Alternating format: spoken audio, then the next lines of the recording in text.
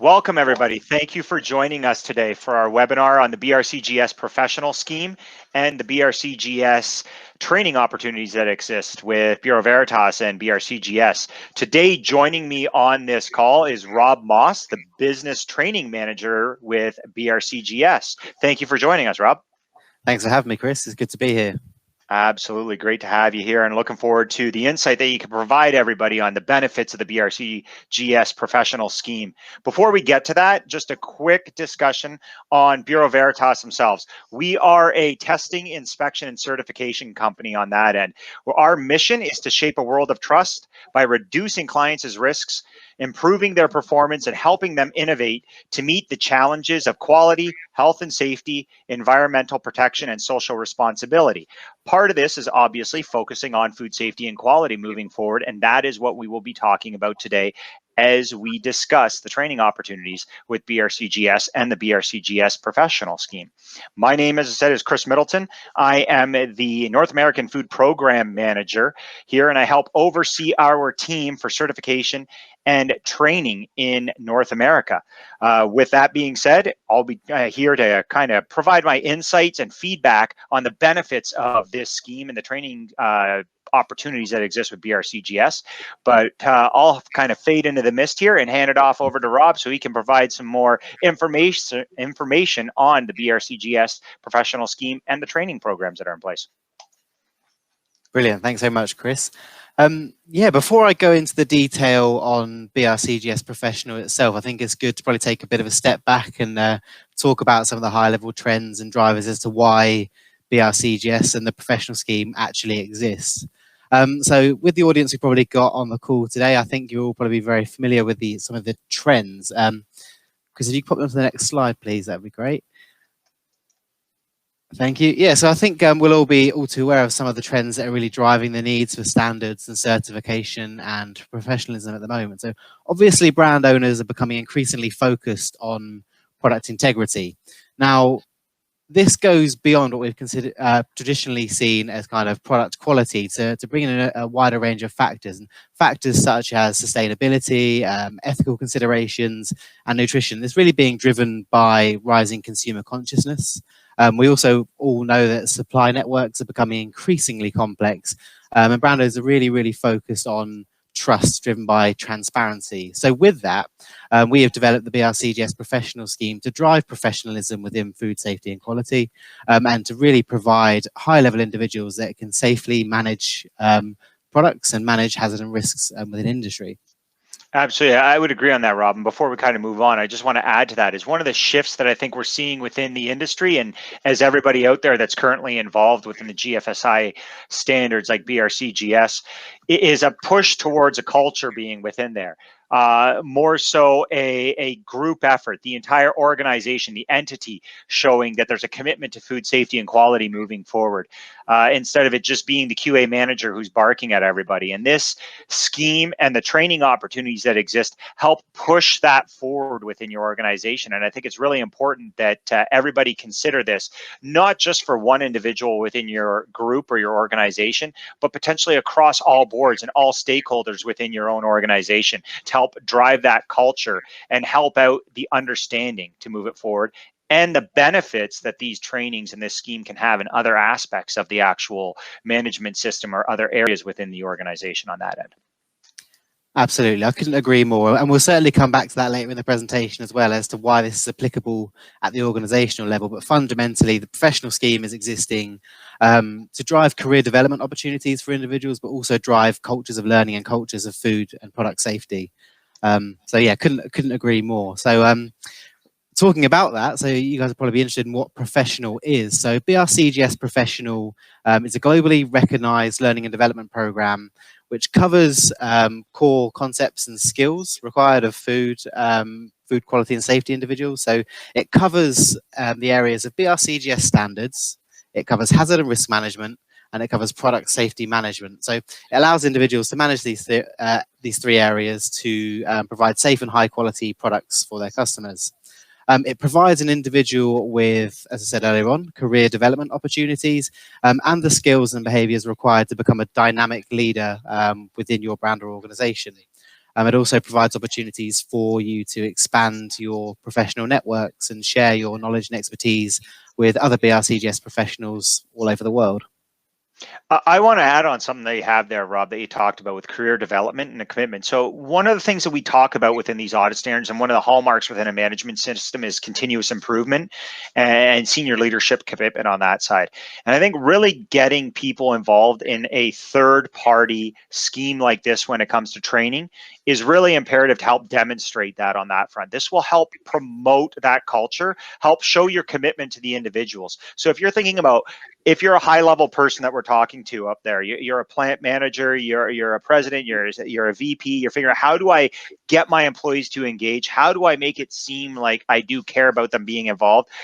It speaks volumes when you are involving them in external training, when you're involving them in recognized training and providing them with the tools that they could use further in their career down the road, and not just something that's an internal training that's 10 to 20 minutes and you're ticking off a box to keep somebody happy internally, or somebody that's an auditor like myself coming out to look at a document. This will help move that forward and change that mindset and get more buy-in. And we talk about culture on that past side or past slide. That really is going to help it out on that front. So I just wanted to kind of stress that out a bit more on that front, Rob. Absolutely. And when it comes to kind of learning theory, in terms of what we actually learn, we probably learn about 10% of what we learn in formal classroom settings. We learn about 70% of what we learn by doing on the job, but there's a 20% in there in which we learn 20% of what we learn through engaging with other individuals. So the professional network is a hugely critical part of the whole learning scheme, in that you're actually connecting with other people to develop and enhance your knowledge and develop your confidence and develop your credibility, so that you can manage products within your organization and actually contribute to the forward direction of your organizational culture. So yeah, critically important. Cool. So I'll give you a bit of an overview on how the scheme actually works. So as I said earlier on, the scheme covers 3 areas. So it covers training across BRCGS standards, training across hazard and risk management, and training in product safety management. So within the standards, you need to complete 1 course across any BRCGS standards, either a 2-day sites training course, a 5-day lead auditor course, or a 3-day auditor course. If you have completed any of these courses previously, in order to bring yourself up to the latest version of the standard, you'll need to attend a conversion course. But with the standards piece, essentially you can do any course related to the standards at any sort of level, be it sites, auditor, or lead auditor. Now, within hazard and risk management, you can attend any range of courses from a HACCP course, a HARA course, HARPC, or FSPCA PCQI course. And then from product safety management, you need to attend 3 courses, and it can be any combination of risk assessment, root cause analysis, validation and verification, internal auditor, or vulnerability assessment for food fraud. Now, Kris, you've obviously got a lot of experience in these areas and you're very familiar with the courses. So for the benefit of the listeners, I don't know if you can tell us a little bit about why you think these courses are beneficial. Yeah, absolutely. I think it's, not a problem on that end. So obviously it's imperative. I'm going to take the middle part first. I'm going to take the middle piece of the pie. So I'm going to take the meat that I got in the sandwich that's on the screen here. It's obviously very imperative you understand HACCP or you understand food safety plans, depending on where you're at. Obviously, we are talking primarily for people that are focused here in North America and in the US, but for those people that are listening overseas, that are in Europe, that are in Africa, Latin America, whatnot, that don't have the food safety plan to be worried about, it is important you understand the principles of HACCP, those 5 preliminary steps, those 7 principles that we're looking at, and that you do understand what's applicable for your products. We still have HACCP here in North America. We still have HACCP in particular food products. So meat and poultry, as an example, in the US requires HACCP programs. So does seafood, juice, things like that. So that is still present and is still in place. And it's imperative that you understand how to understand the risks that are in place that could occur within your process and how to mitigate those risks. So that's the fundamental, that's setting the foundation. So I know the slides kind of looks like the number 1 is the auditor training and the scheme training. I think that's important to understand the BRCGS side of things, but to talk about for your organization, understanding those risks is really where it's at. That second one is you do need to understand the standard itself.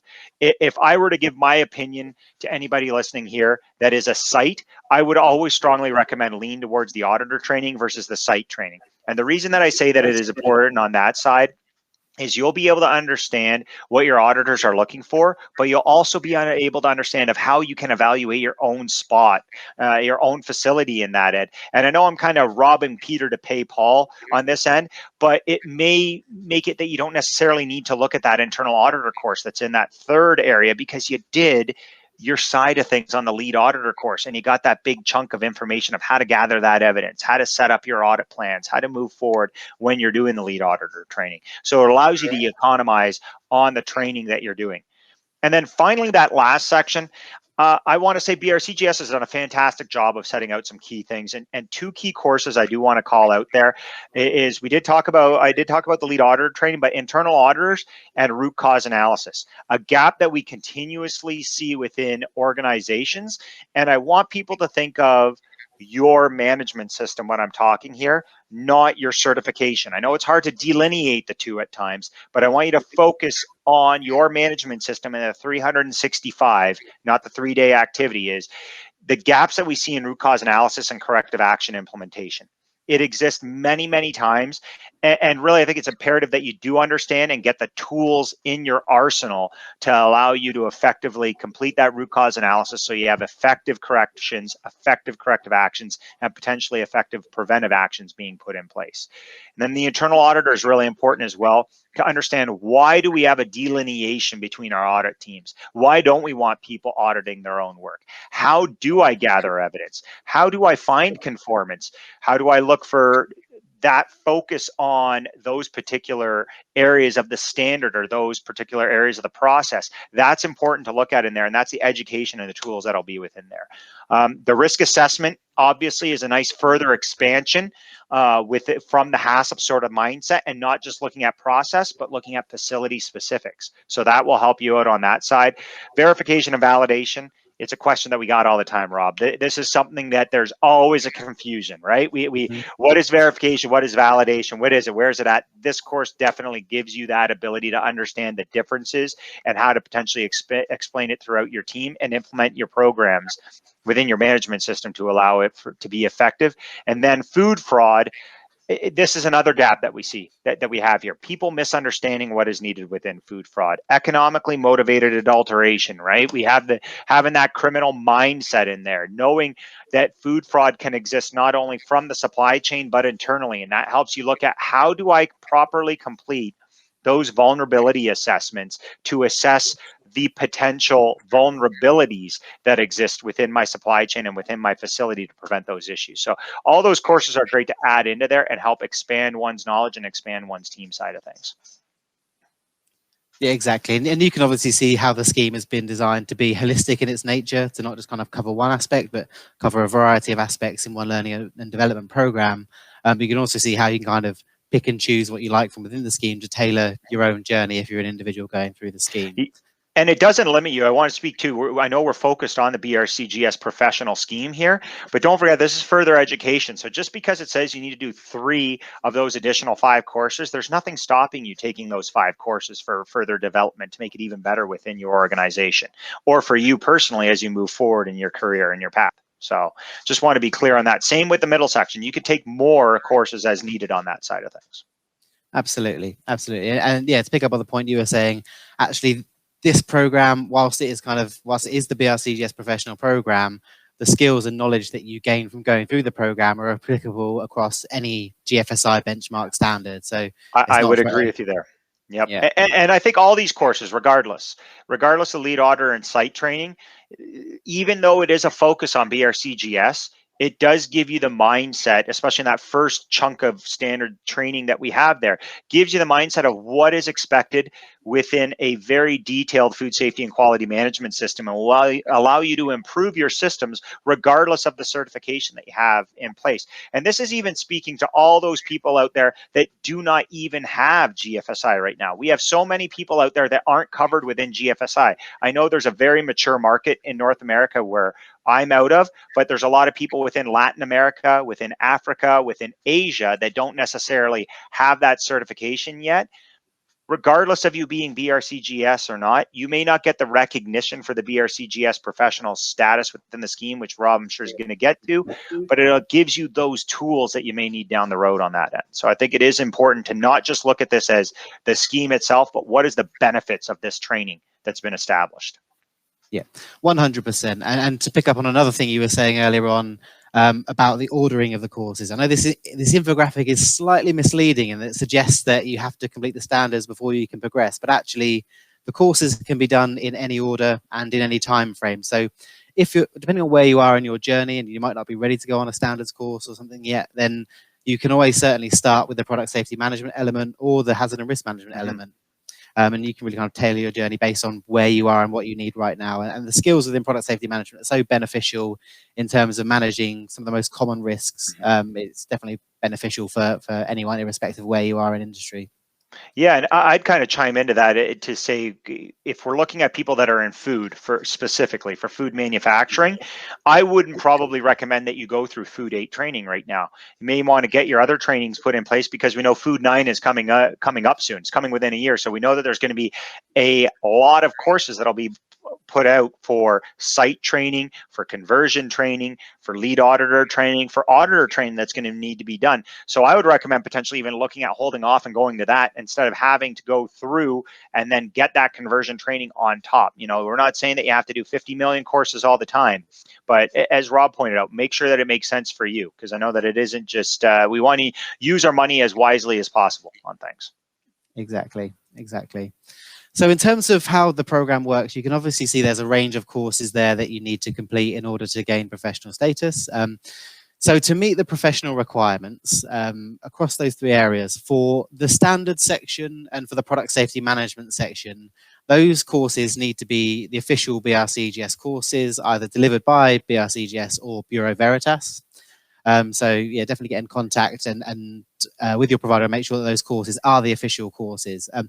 For the hazard and risk management section, so for your HACCPs or your FSPCA, PCQIs, those courses can be delivered by any provider, providing they meet the minimum duration requirements that you can see in the infographic. So if it's a HACCP course, it needs to be 2 days, or if it's the PCQI course, it needs to be the official one. But if there's any doubt, you can always contact us through the BRCGS website and get some clarification on those courses. If you've attended any of these courses previously, you could actually use those to meet the requirements of professional now. So if you've attended a BRCGS Standards course in the past, or a product safety management course, you can actually provide us with evidence of that attendance, and it means that you already meet certain requirements of the professional scheme, so that you don't need to re-attend courses. And the same with a HACCP course. So if you've done a HACCP or a PCQI, one of the equivalents in the past, you can provide evidence of that, so you already meet that requirement for the scheme. So you may actually find, looking at some of these requirements, that you're kind of already started on your journey, and there's not actually a whole lot more you have to do, particularly for those individuals who are working in BRCGS sites. And if you've perhaps even done a lead auditor training in the past, in doing lead auditor, having a HACCP qualification is a prerequisite for that. So you might actually find that you only need a few days of product safety management training in order to get yourself to full professional status. So yeah, that's kind of how it works. You can kind of combine the courses whichever way fits for you. If you've done previous training, that's fantastic as well. Yeah, to add on to that, we currently have at least 5, if not more. I think we probably got about 6 or so ATPs right now. Actually, one of the people that is within our group that trains with us was the 2020 ATP of the year. So she is on our group on that end. But we are able to help you out in your journey. So we have a good group of actual ATPs that could potentially even look at coming on site to assist you with that BRCGS specific training. On the hazard and risk management side of things, when it comes to HACCP and PCQI training, so the preventive controls for human food and animal food, we have trainers that provide that as well. We have an international HACCP Alliance accredited HACCP course that meets within there. That's a 2-day course that we do on that side that'll satisfy that middle column. So you can always look at having a suite of training within a week. Now, depending on the course, there is some post-training activity that needs to be done. So it's not necessarily that the actual entire event will be done at the time of training. So there are some assignments that need to be completed within there. But other than that, we can definitely tailor make a journey for your stakeholders at your site, so you have more than just one person becoming a BRCGS professional.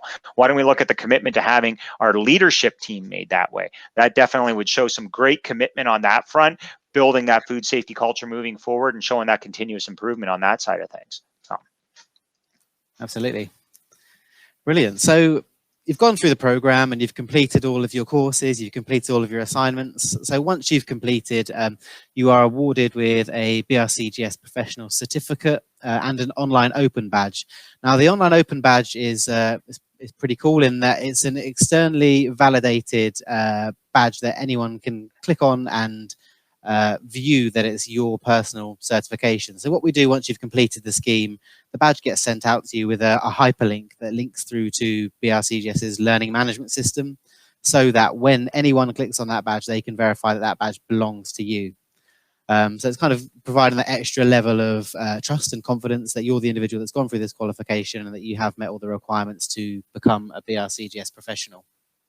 Yeah, I want to add to that too. The one thing I think that everybody needs to be pulled on to see here is we have LinkedIn showing on the screen right now, but also BRCGS is very good at marketing out the people that do become professionals. So if you do follow them on Twitter, you do follow them on LinkedIn, you'll see that they are not scared to share the advancement of their group within there. So that obviously helps you personally moving forward, but also helps your organization at showing the commitment that does exist to allowing your employees moving forward with this sort of training and this sort of expansion and certification.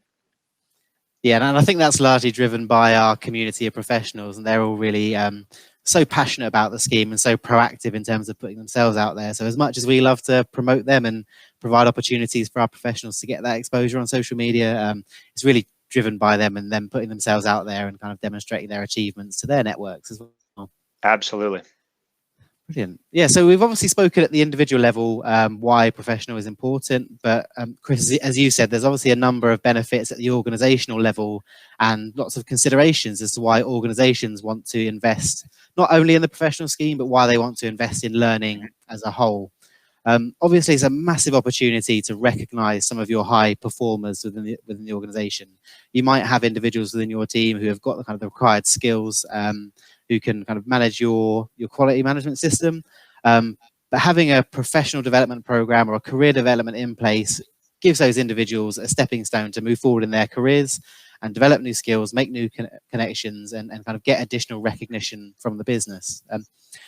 As I alluded to earlier on as well, it does provide the individuals with opportunities for growing their professional networks, not only within their own organizations, but within the wider professional network, which I'll provide some details on later on about just how big that is. But the opportunity is massive here in terms of developing your networks, learning socially from each other, and really tapping into that 20% of learning that we actually gain from our peers and social connections. We've obviously spoken a bit about culture as well and how learning and development is so interlinked with culture, with food safety culture, product safety culture, and having highly engaged, highly motivated individuals that have the right skill sets and can see where they're going in their careers goes a long way to developing culture within organizations. And it's one of the key metrics at the moment that we're actually tracking with organizations that are implementing professional is how BRCGS Professional is contributing to the forward advancement of those organizational cultures. There's a number of metrics that are widely available in the public domain as well about how learning development significantly impacts employee retention and employee engagement. Obviously a massive challenge, not only within our industry, but within all industries. Employee engagement and retention is something that we're always striving to improve. And yeah, the stats are out there about how investing in learning and development improves that. But above all of these high topics, fundamentally, professional does improve the skill set of your team. And that's ultimately what we're trying to achieve in terms of improving the quality management system, is that we want to have a highly skilled team and have a really high benchmark for food and product safety best practice. And that's what professional does. That's why it covers the range of product safety management tools and techniques that it does, is it's really elevating the level of skills that are required within businesses. And I don't know, Kris, you've probably seen this from some of the customers that you work with about having highly skilled and qualified teams. Absolutely. Absolutely. I want to kind of add a couple things to your points here. And the first one that I want to kind of add is it's a bit ironic, I guess, that offering somebody training from a known service provider that's outside that could be used for them professionally down the road at other organizations potentially keeps that person in-house longer than trying to keep them with their own training. So I know we get very scared of doing things like expanding education. You know, there's a number of employers out there that sometimes cover degrees if they move into that area. But imagine expanding into that BRCGS professional, the commitment that they have. They see that those employees, those team members now look at you as investing in them as a person. And that means a lot. That drives that culture on that front. So we talk about a culture on that end, but imagine the culture of buy-in on that front that it is. It's not just the bare minimums. I know that you could benefit from this training yourself and you could leave us, but I feel that us giving that to you shows our commitment to you as an individual and your growth, and we want you to stay for that reason. So I think that that's kind of funny that it's sort of a different kind of relationship that you see sometimes. Another thing that I want to look at is many of us have systems in place where we talk about objectives for every year, personal and company objectives. And I want to talk about the former rather than the latter first. But we talk sometimes, where do you see yourself in 5 years? Where do you see yourself in 10 years? Where can you get there? And we talk about that, but we don't talk about a path of how we're going to get people there. This is a potential path for those people. We have a number of people that are very knowledgeable that just come out of college, that just come out of school and they move down and they're a quality tech 2, a quality tech 1, whatnot. How do they expand their knowledge? This is the way that they can start to move in that direction. Rob made a great point that not all of this training has to be done at once. This could be parsed over time. So maybe they have personal objectives that one of those 3 courses has to be completed every year. So within a 5-year plan, it is to obtain BRCGS professional status. That's something that we can look at on that end. And then looking at that latter one, talking about the organization, there's a struggle within the standards to look at those metrics that are linked to food safety culture. So we have that requirement within the standard where we talk about food safety culture and having objectives of how to measure it, right? So what if we're getting people this scheme status? What if we're completing these recognized training courses internally as part of that culture? That's the commitment that we have to our people to move them forward. It's a great way to demonstrate it on that, and I think it's invaluable to look at that way. And really makes, when I put my auditor hat going in, Rob, that shows me a commitment from senior leadership that they do want to do the right thing because they see the cost benefit and see that it is much worth, there's so much worth doing it down the road for the small investment that is at the time of.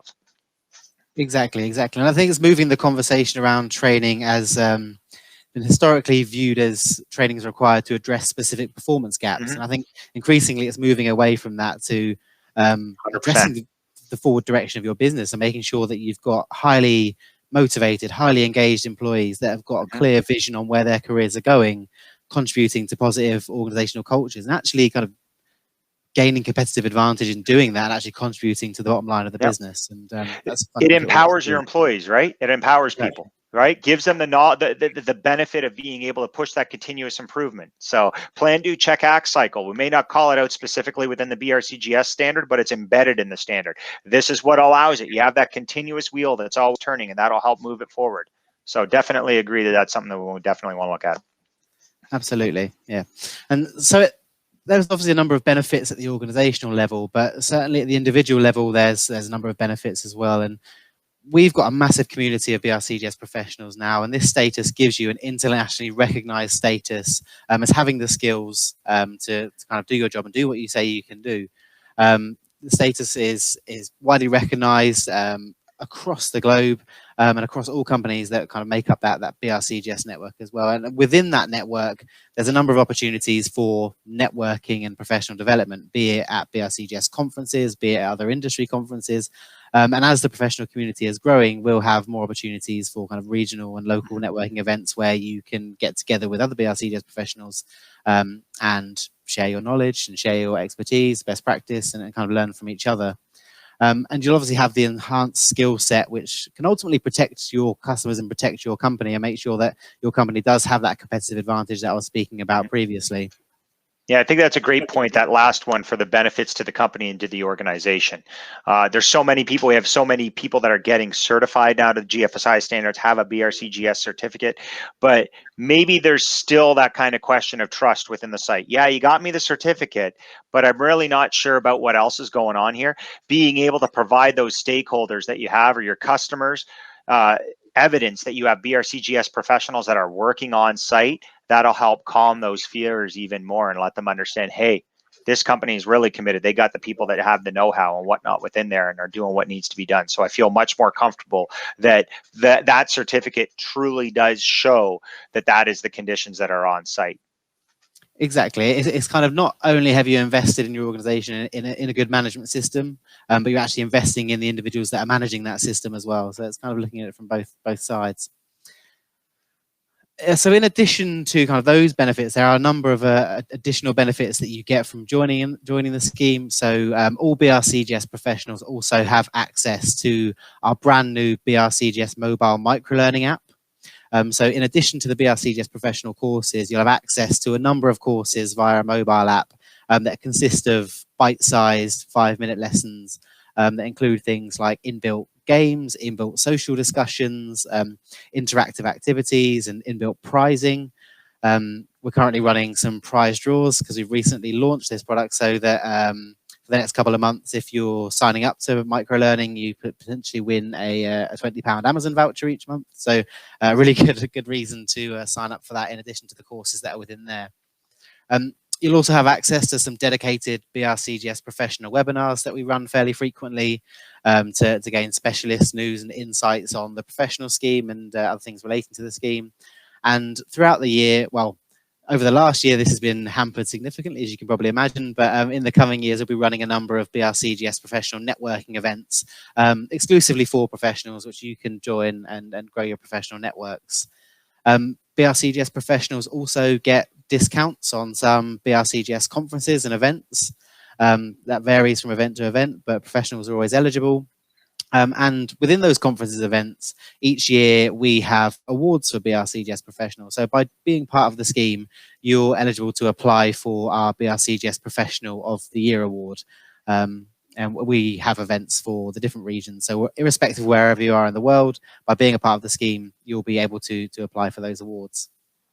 Yeah, I think that these are great benefits that you look at, and to be recognized within your group, especially when we get the pandemic behind us and we have in-person conferences again, is going to be nice. And having that professional recognition on site, just it's another good attaboy that you have that people want to see, and it helps promote that push forward and that expansion. So I think these are all great options that you have to move the needle right within the system and promote the reason for the training. Absolutely. And yeah, so I've spoken about the community a lot, and the professional scheme has grown massively. When we think about it, its inception was late 2017, so it's been around for about 3 or 4 years. And we're now at the stage where we've got 11,000, or just over 11,000 individuals enrolled onto the scheme in 135 different countries all over the world. So I think with this, you can really see the opportunity to expand your professional networks and learn from other individuals all over the world is absolutely enormous. So absolutely, yep. Yeah. And I think that it's a good point where you have, because of interpretation sometimes gets lost. So it opens your door to having that in network for the interpretation, especially when there's a transition between versions of the standard, or issues of the standard will help out. Or potentially if there is something new, maybe there's a finding that you've never seen before, an auditor noted something, or something went sideways during an audit that you had. And I want to even pull out an audit side of things. What if something went sideways, 4 months after you had your certification audit? You found it internally and it's a challenge to solve, and you're having difficulties. This opens that network, right? That the valuable network that you have, and you know that you're getting information from people that have appropriate training and knowledge. I know there's a number of chat groups and other web pages you can go to, but you have no clue the knowledge base that is present there. At least you have some confirmation and some comfort that the information is coming from people that understand food safety and quality management systems. So that's an important thing on there. I think is really important on the networking side. Yeah, 100%. And even in addition to the technical skills and the technical side of things, actually what we're finding within the professional community at the moment is really providing connections for individuals to speak to others to find out how they can develop in their careers. And because professional is very broad, we've got individuals who have graduated from the scheme. We've got senior individuals that have been in the industry for 20 years, and we've got junior individuals that are kind of just starting out. And actually fostering those connections across those two demographics is really helpful in identifying, where an individual can go in their career and how they can go about that. So yeah, we've seen some real successes there with bringing people together from all over the world. Very good. Excellent. So continuing professional development, this is obviously massively important. Your learning with BRCGS Professional doesn't stop when you complete the scheme and graduate from the program. When we talk about professional and professionalism, it's all about keeping your skills up to date and remaining at the forefront of industry for the duration of your career. So once you graduate from the BRCGS Professional scheme, you're actually then required to renew your status every 2 years through continuing professional development activities. So this means that at the end of your 2-year period, you then get at the end of your training period, you have 2 years to accrue what we call professional progress points. These are relating to a range of activities that are not just BRCGS activities, but it can be across anything to do with your own professional development relating to industry. So you have to accrue 20 points, which I'll explain a bit in a minute, and you also have to remain up to date with your standard. And I think, Kris, is what you were saying earlier on about the release of the new Food 9 standard, and we're coming out shortly, in that when an individual has completed the course for the Food 9 standard, realistically, you're not going to then have to get up to date for another 3 and a bit years until the next iteration. Usually hoping 3 years. Yep, that's when we like to do it, right? Exactly. So yeah, I'll talk a bit about the points. As I said, these are made up of a range of different activities relating to industry, and they've all got various amount of points relating to them. So you can see that it ranges from 1 point for activities such as your own self-managed professional development or some work-based learning or some mentoring, straight through to a full 20 points to meet the full value required for retaining your status that you would gain from attending a tertiary qualification relating to your industry. So this is really important because I think your ongoing professional development isn't strictly about doing training that relates to BRCGS. It's about tailoring your own journey based on where you're at and what you need and kind of what's going to get you from point A to B in terms of achieving your career objectives. Also hugely important because you can then tie this in with any existing or ongoing learning and development program which your company might have for you. So again, it's all about tailoring your journey and completing the learning that's specific and relevant for you. Yeah, I think that's a great point. The fact that you have industry courses that are in there definitely helps out because obviously there's changes. So if you were a BRCGS professional and you did a HACCP course to qualify, but then all of a sudden you need to go to preventive controls for some reason. Let's just say you need to move on. Great. Now you have an industry course that can be used to help gather those points for professional development and move it forward. What if you need to attend a, I don't know, we'll do something like IAFP or IFT. You need to attend one of those 2 courses, right? They may not be a BRCGS conference. They're an industry conference that you can use to qualify on that end because the knowledge gain there is obviously going to help you out within the food safety and quality management system and push it forward. So I think that's a really good one on that side of things to point out. So great on that side of things. Exactly. And you can see that we're not including courses as the only solution for your ongoing learning and development. Actually, your own professional development is so much broader than that, and it does require a range of activities to do that. So we're not going to prescribe that you need to go on courses for course's sake of it, but you can actually develop your skills by going on webinars or publishing articles or actually connecting with your network and sharing your knowledge there. So yeah, I think the mentoring one is really great there that you have. I think that's one that is a great highlight because that's that information that is then going to cascade down through the organization. And don't forget, that doesn't necessarily mean with mentoring that you're going down a step. You could be going up a step. You may need to mentor people above you that don't understand the requirements of the food safety and quality management system, and that could then be used to help out with your continuing professional development. Exactly that. We've definitely seen a lot of cases recently around reverse mentoring and how new employees coming into sites are actually mentoring upwards, and it's bringing significant benefits. So yeah, Glad you Very raised good. that. Excellent. Well, I guess with that, Rob, our discussion is done. So thank you very much for the time.